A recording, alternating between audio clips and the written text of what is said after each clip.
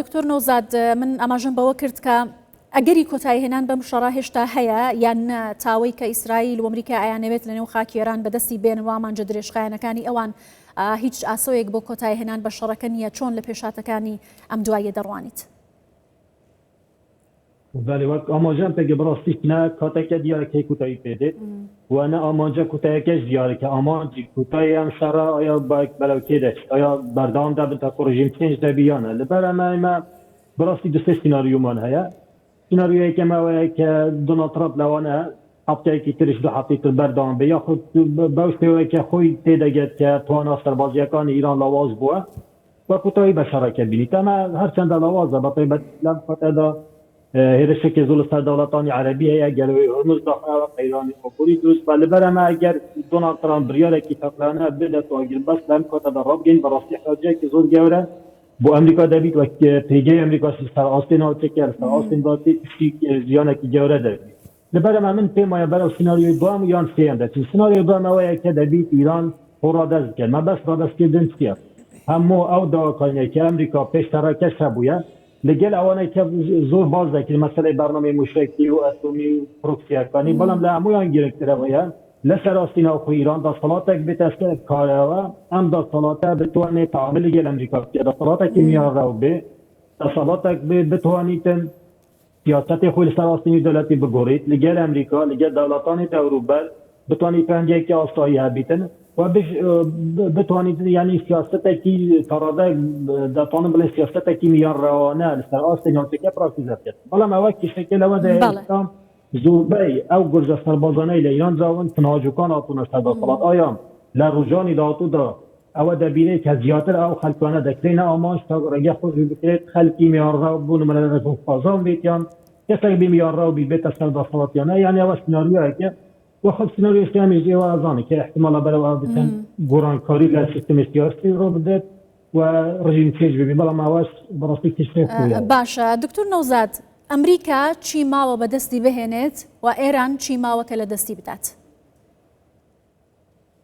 ئەمریکا زۆر شتی ماوە بەدەستی بهێنیت بەدەر لەو ئامانجە گەورانەی کە باسی دیکات ئەو ئامانجە استراتیجیانەی ئەمریکا لە هەموو لێدوانەکانیدا باز دەکێتەوە واضحن کە من ناوێت باس بکەم بەڵام لە هەمووان گرنگتر کە ئەمریکا دەیەوێت بەدەستی زیاتریش ئەو سیناریۆ بوو کە لە سەرەتا باسمانێکی سیناریۆی ڤەنزوێلا بوو مەبەستی ئەمریکا بە تایبەتی ئیسرائیل و یا ئەمریکا ماڵە زیاتر یعنی هەندێک ئامانجی جیاوازتر بیت بەڵام مەبەستی ئەمریکا چ بوو؟ ئەوە بوو کە دەسەڵاتێک لە ئیران بێتە حکم بکات یان کەسێک ببیتە دەسەڵاتدار یا ڕاو بیتن ئەو کەسێک بیت کە بتوانێت هەم تەعاملی لەگەڵ ئەمریکا بکات هم لەگەڵ ئیسرائیل بکات پەنجەکانی لەسەر ئاستی دەوە پەنجەیەکی ئاسایی لەگەڵ دەوڵەتانی دەوروبەرە بیت یعنی دەوڵەتێکی میانڕەو بیتن بەڵام ئایا ئەمە سەردەگیریت یان ناگیریتن بەڕاستیش ئەمە تشتێکەوە ئاماژەم پێگەر یان ئەمە دەبیتن یانیش بەرەو قۆناغی سێیەم دەچنەوەی کە هەوڵ دەدەن چ لە ڕێگەی کوردستاندان بیتن چ لە ڕێگەی خوددای سەربازی بیتن چ لە ڕێگەی دانانی حزبی بەرەژەری بەیان دەوڵەتە بڕۆخێت بەڵام بەنسبەت ئیران بەڕاستیژی ایران شرایط معلوم نمان دارد. بو ایران گرفترین قار گرفترین تشتای مردمی کنارخت. یعنی لبرامش استا ایران شری معلوم نمان دارد. نوعی که فعلا اکستیشنال ثرت. یعنی ایران بو ایران مانوا همش دارد. لبرامش همو او کارتانی که استا ایران بکار دید. لگر رفتنی گره هرمز. لرش که نسر دولت عربیه کن. لرش که نسر بنیه تحتی سرچوکانی انرژی بطیبت لقطه رو سعودیه و سنانه در طناب المشتریرا شری انرژی بگل امریکا را گیان اما امان لپینوی یک امان جاویش مانوی ایران نروخانی باشا دکتور نوزاد پێت وایە لە بەرژەوەندی ئێراندایە کە بەم شێوازە شەڕی مانوونەمان بکات یان نە بە مەرجەکانی ئەمریکا ڕازی بێت و جارێکی تر گفتگۆی لەگەڵ بکاتەوە؟ من قناعت ما بو اگر ایران گرجیەکانی زۆر تون نەکرد با گرجیەکانی نەخت بۆ ئاستێکی زۆر بەرز قناعت ما بو پیش دو حتی احتمال زور بو شرکه را گیرابان یعنی دونالد ترامپ پی آماده کرد بو آوای شرکه را بگید پیش دو هفته بطیبت او تویتیانه که لسرطا کردی بلان دوای اوای که ایران کارتی گروی همزی بکارینا و رگه یعنی ایران که وزای گوره تراسینی دراتی درست کرد اما احراجیه که زور گوره بو دونالد ترامپ درست کرد هم لسر آستینا و خولیگل ها پیمانه کانیش لواش خرابتری که ایرش که نسر دولتان عربی با آمانج گرتنی بنیای تحتی دولتان عربی اما اوان دایتری وای که دونالد ترامپ بکیت باردو خیلی احراجیه و لبرما هیچ رجعی که بردم امریکا دانیه با اوای بردام بیلم او پروسی نفر بازیه با اوای للاک هم جلوی هم جاره کتر ريروا که آفایی بکرد روا کوزود کاش آموزش فکر صد بیستی و زید جان لو روا دستیار سوای کیویه تماری آبوری جانه لخاله که دیترش نوانه امریکا از زمینی بودرگه خار پیانگری هرمز بنری تمناتش به برنامه کش ستمتک بلابول الان دولتان اروپی فرانسه بریتانیا ایتالیا چند دولت که دیترن که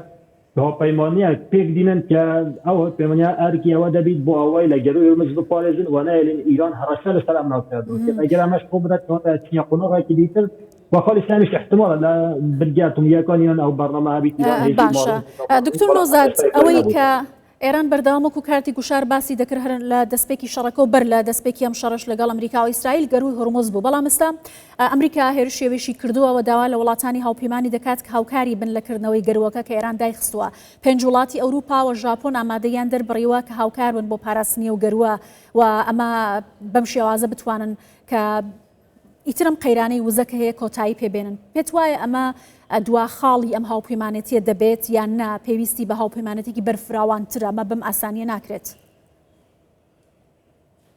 خوي هلا سنتوا دابا برنامج كبابا براستيجي وبتوقع له بيشتوي يرج بكريتا ستار ايران جلوي المستيكي لكاست على جنجاكان ايران بود ديار ولا ديجي امريكا وبيمانه كاني بكادي بلان امريكا ببرنامج هبو بدايبتيش دونالد ترامب توقعي ده كتو شرني ضروري كلانيان قال ايران هبو يعني توقعي ده الشركه كردخايان بيتن يعني ايران هم كاتب بكار نهني لبرامج امريكا حالك زورينه ده بيشتوي الشركه هو قانون يعزل لكن امجد تنانه دوايا ويتشد الشركه شي براستيجي بيامات دونالد ترامب افكارنا بونواي بشوكه سريعه وهو بمنا درز بيته وقت انا ظن جالك دوائل بريطانيا ذاك البيت انا الشركه جالك دا يقول ما في اسلام بيامتي واني والله مستك براستيجي بروجيكتي يعني واكي زور جرينك يا فلاشتي زور جرينك يا هم دولتان عربي بيشان بيامتي يا ومش جروي مثل اگر بماي كي دريس دادس بيتن براستيجي قيراني او بري زور جوله ده بيته وقت استان دزانن استا بهای نو تقریبا باست یاد که $618 تا $20 لبر ما اگر گروی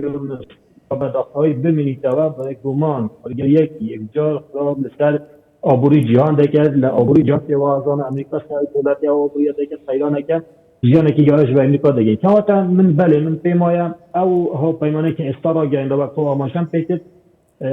باوکاری امریکا و لگل وجدا من پیمانه هم گروی هرمز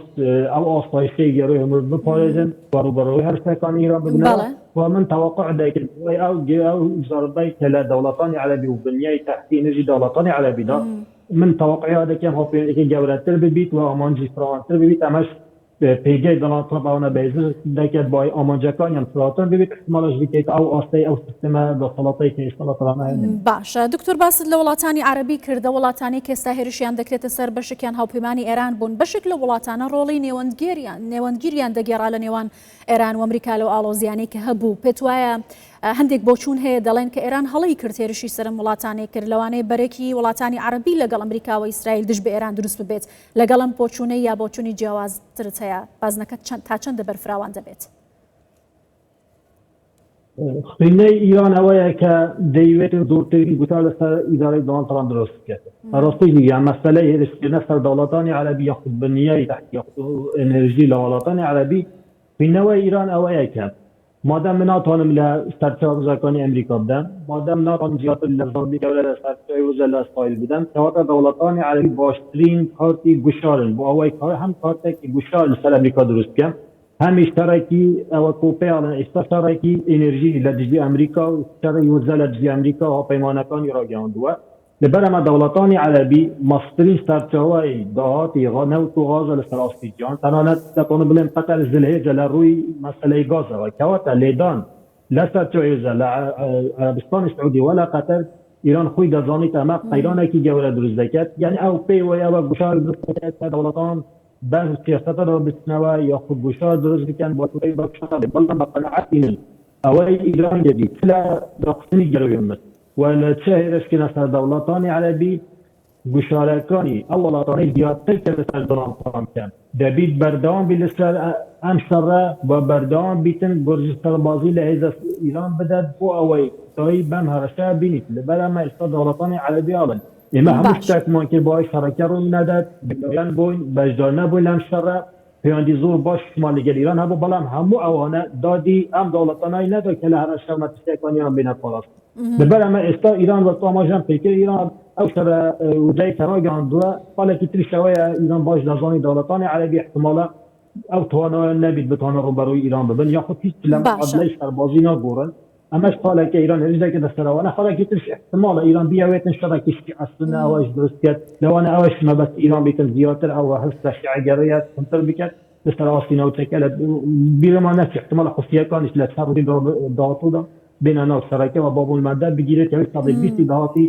وزەی جیهانەوەی دەچێت بەڕاستیجی ئەمە کیسەیەکی زۆر گەورە دروستەکان بینە ناو باشە دکتۆر با بە کورتیش باسی دوو وڵاتی دیکە بکەم کە بلۆکێکی سەرەکین جەمسەرێکی سەرەکین بەرامبەر بە ئەمریکا و هاوکات بە دۆستی و هاوپەیمانی ئێرانیش دەناسرێن بەڵام لەم جەنگەدا بە دۆستی خەیاڵی ئێران زیاتر ناویان لێەوە دەبرێت ئەویش رووسیا و چینە بڕیار بوو ترامپ بچێتە چین لەگەڵ سەرۆکی چینیش کۆپ بێتەوە هەروەها هەڵوێستی رووسیاش ڕوونە پێت وایە ڕۆڵی ئەمان لەم نێوانەدا چی دەبێت هەم بەرامبەر بە ئێران هەم بەرامبەر بە ئەمریکا و ئیسرائیل بەڕاستی ڕۆڵی ئەوان پێیان باشە ئەمریکا لەم سەرەتی کەس ببیت ئەمە واضحە بۆ ئەوەی هەژمونی ئەمریکا بۆ نمونە چای لە ئاسیا ناوەڕاست کەمتر ببیتن و ئەو کارگەرە لە ئاسیا ناوەڕاست هەیە نامینیتن ئەمە واضحە لە سیاسەتی چاینادا بەڵام لەگەڵ ژای وازان چاینا دەستبەردار ناکرد بەڵام ئەوەی لە هەمووان گرنگترە رووسیایە بەڕاستی حتا ئێستاوەی من چاودێری دەکەم رووسیا دەتوانم بڵێم سەرکەوتوو یەکەمی ئەو شەڕەی حتا ئێستا لەبەر ئەمەی یەکەم توانیەتی بۆ بەرز بوونەی بەهای ناوت و ڕاست سەرچاوایەکی جا زۆری دەست رووسیا کەوتووە دووەم ئەمریکا بۆ ئەوەی قەیرانی ئابووری دروست نەبیت یەماڕووی ئابووری بۆ باکێکاتی حتا مانگی چا لەسەر رووسیا لا بردە ئەوەش فاکتەرێکی زۆر گرنگە بوو بەهێزبوونی پێگەی رووسیا لە ڕووی داهات ئەوانە حالیشتی ئەمیش تێوەگیلانی ئەمریکا و ئیسرائیل لەسەر ئیران وا دەکرێت فۆکەس لەسەر ئوکرانیا نەمینیت یان گوشارەکان کەمتر ببن ئەمەش لە بەرژەوەندی ئەوروپیە وحالی کارەمی رووسیا هەل دەکاتن ئێستا ناکوتی دووبەرێکی کەوتنیوان ئەمریکا و وڵاتانی ئەوروپی رووسیاش هەر ئەمەی دەوێت کەواتە لە هەر ڕوویەکەوە تو سەیرێکی حتا ئێستا من پێم وایە ئەوەی کە ڕوو ئەدەتن حتا ئێستا بنازم بینێکی دەبێتن بەڵام حتا ئێستا گەر ئەو سیستەمە نەڕۆکێتن لە بەرژەوەندی رووسیا زۆر باشە سپاس دەکەم بەڕێز دکتۆر نەوزاد هیتۆتی پسپۆڕی سیاسەتی دەرەوەی ئەمریکا لە لندنەوە لەگەڵم بووی زۆر سپاس